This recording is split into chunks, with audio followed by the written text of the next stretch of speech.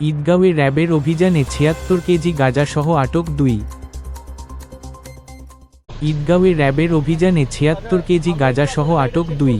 কক্সবাজারের ঈদগাঁওয়ে র্যাব ১৫ এর মাদক বিরোধী বিশেষ অভিযানে ৭৬ কেজি ২০০ গ্রাম গাঁজাসহ ২ মাদক কারবারিকে আটক করা হয়েছে। শুক্রবার ৩১ জুলাই দুপুরে চট্টগ্রাম কক্সবাজার মহাসড়কের মেহেরুঘোনা এলাকায় বিশেষ চেকপোস্ট বসিয়ে একটি সাদা রঙের প্রাইভেট কারে তল্লাশি চালিয়ে ট্রলি ব্যাগে সুকৌশলে লুকিয়ে রাখা গাঁজাগুলো উদ্ধার করা হয়। আটক ব্যক্তিরা হলেন টেকনাফ উপজেলার নজির আহমেদ ৪৪ এবং বরিশালের আগৈলঝাড়া উপজেলার মোহাম্মদ রিয়াজুল বখতিয়ার ৪৮।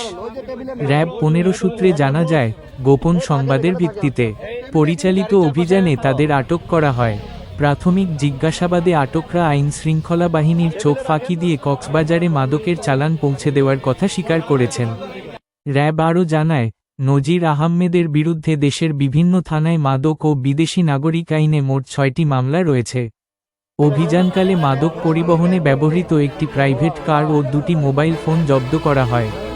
উদ্ধারকৃত গাঁজা এবং জব্দকৃত আলামতসহ আটক দুজনকে পরবর্তী আইনগত ব্যবস্থা গ্রহণের জন্য ঈদগাঁও থানায় হস্তান্তর করা হয়েছে।